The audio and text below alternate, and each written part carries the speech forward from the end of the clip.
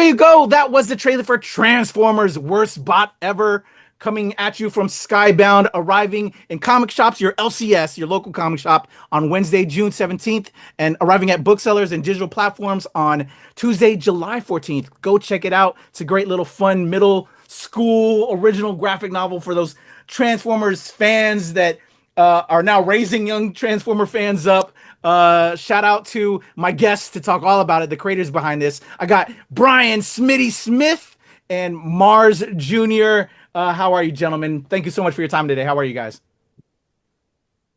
Doing great. Man.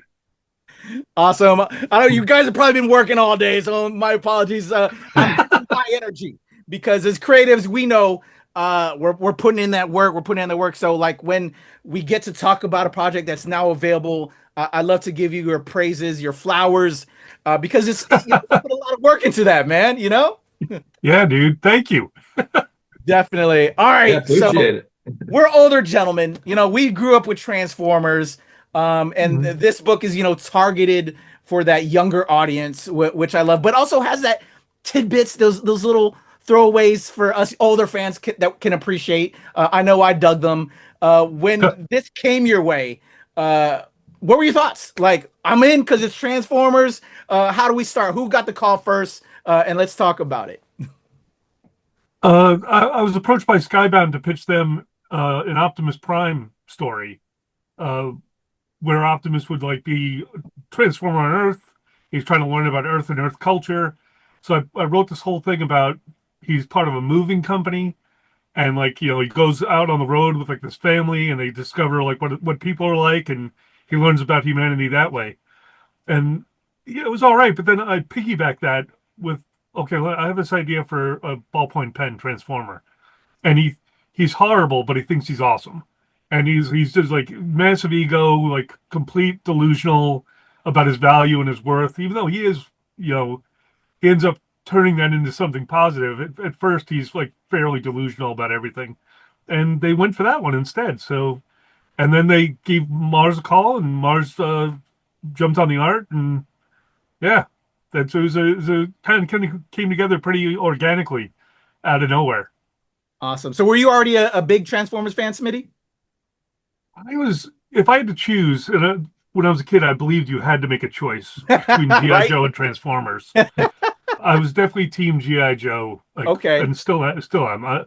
Fortunately, I have a guy in my studio, Chris Giarusso. He does the mini Marvels over at Marvel, and shout out to Chris G. He's a massive Transformers fan. So I yell down the hall a couple times a day when I'm working on it. What's that guy's name? What does he do? What's his job? So yeah, he helps me out a lot. I'm familiar with the broader universe, but the personalities and the little ticks of each character, he's been invaluable to helping me figure this all out. I love it. All right. I'm also team G.I. Joe. Not gonna lie. I love Transformers, but if we had to choose, yeah, definitely team G.I. Joe. But hey, Skybound has some great crossovers with G.I. Joe and Transformers. Yeah, dude. It's a great time for comics, for real. Definitely. All right, Marz, when you got, this handed over to you, were you a Transformers fan? What was your thoughts when this came your way? Yes. Yeah. I was a huge Transformers fan. And yeah, I jumped on it right away and said, heck yeah. Mm-hmm. I got some of my old toys up there. Since doing the book, I had to buy some new ones for research. Had to. Reference. Exactly. It's a reference material. It's reference material. Yeah. Okay, so we get this. So now let's put our stamp on it. If I could still stay with you, Marz, your style is great. I dig the vibes. It's what was your... Did you have maybe influences?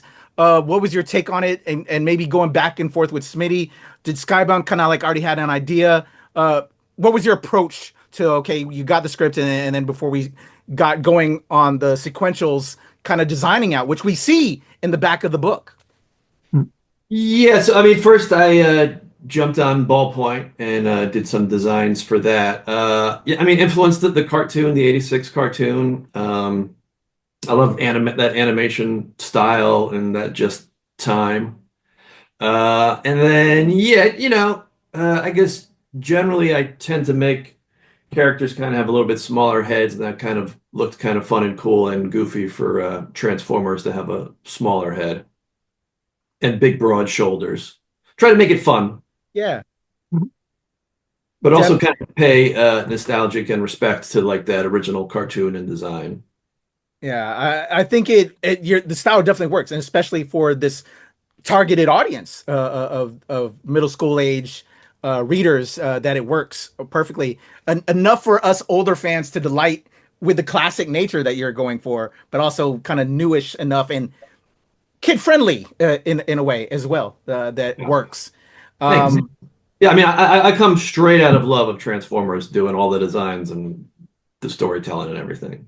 Awesome. All right, Smitty. So we're working together with Marz. We're putting it together. What was it like in the process?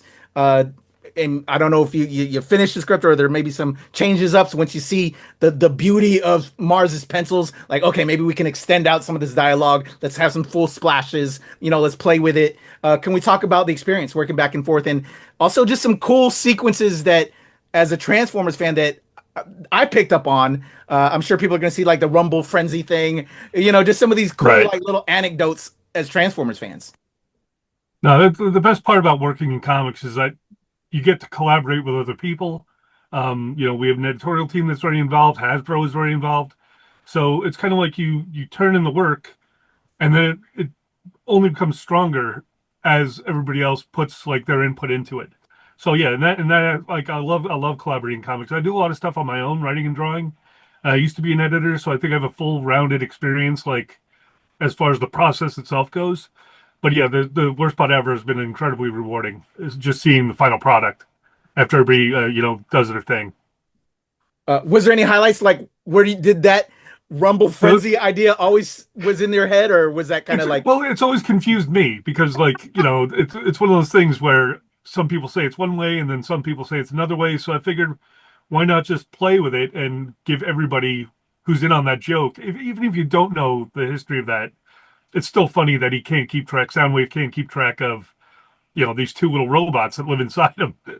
But if you're a fan and you've been around that kind of I don't know, like the debate surrounding that, it's more fun.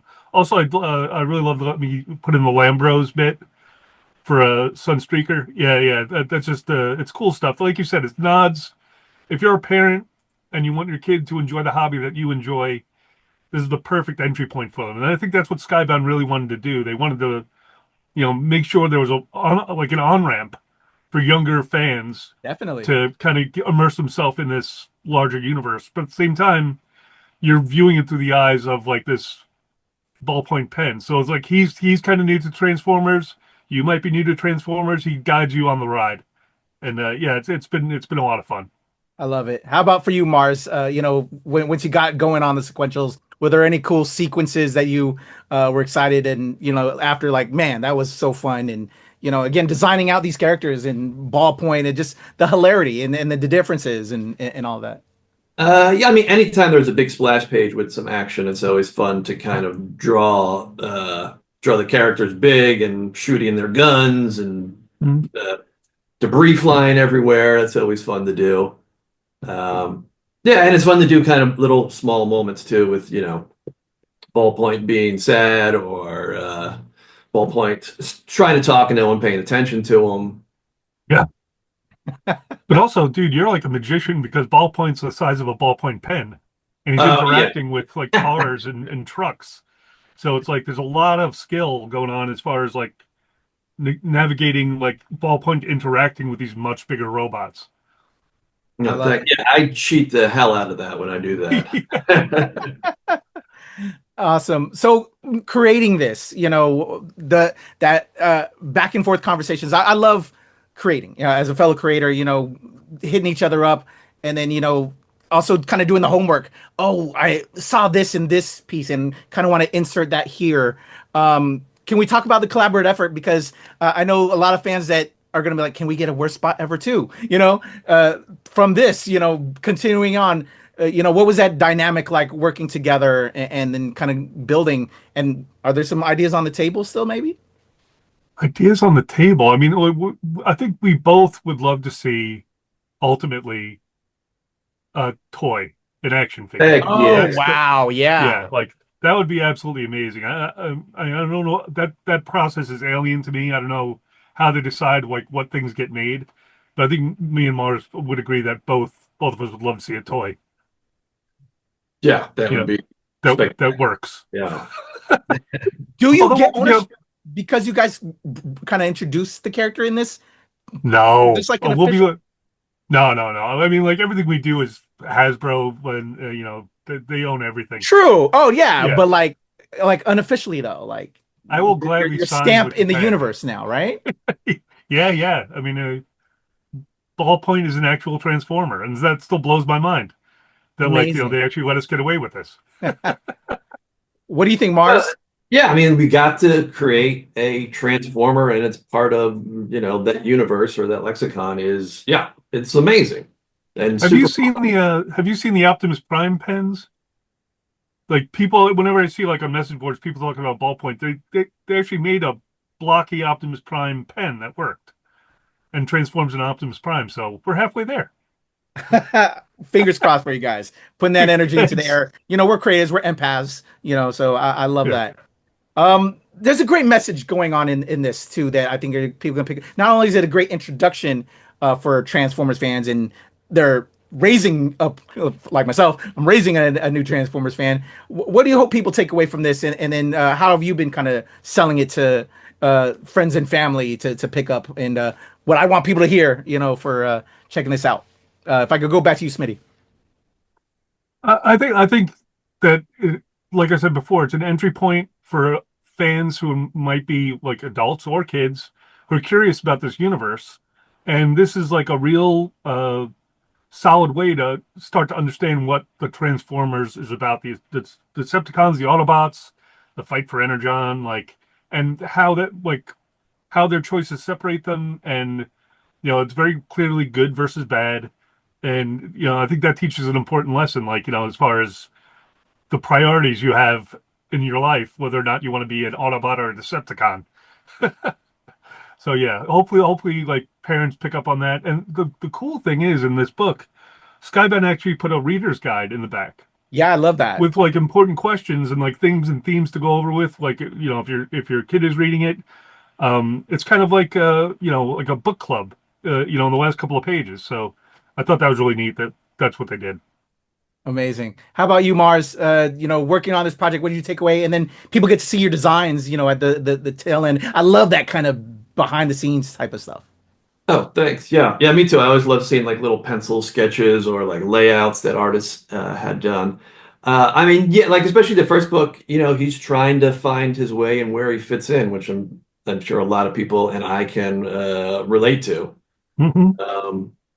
And then he's always given his best, even if it is not the best considered by others. He's still just trying his best, and I always love that enthusiasm with any character or any person.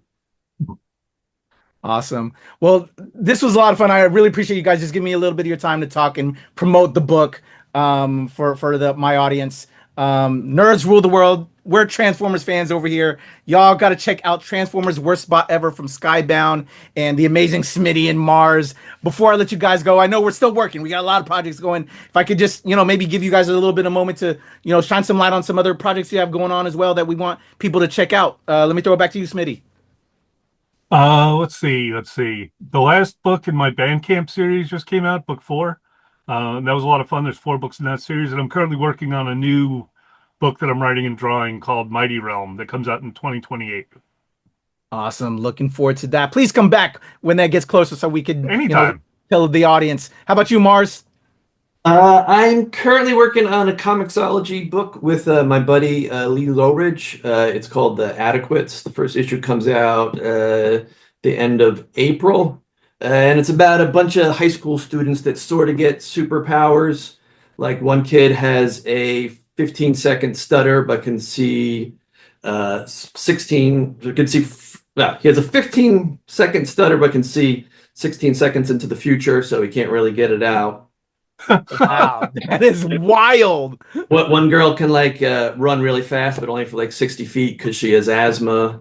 What one kid can control bugs, but she's terrified of them. Wow. Oh my gosh, I'm digging it. You're selling me. You're selling me, Mars. That is awesome. Thank you so much. Please, yeah, and as you start to promote that, Marz, please come back so I can tell my audience all about it. But guys, congratulations on Transformers Worst Spot Ever.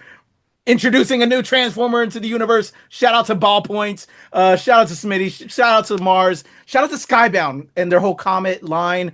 Everybody over there, man. Just my favorite comic studio right now. All original ideas and some of the great IPs. Having great artists like yourselves come work and bring something new to the medium. I really appreciate you guys. I'm KUYA. That's Smitty. That's Marz. Nerds rule the world, y'all. Peace. Oh, thanks.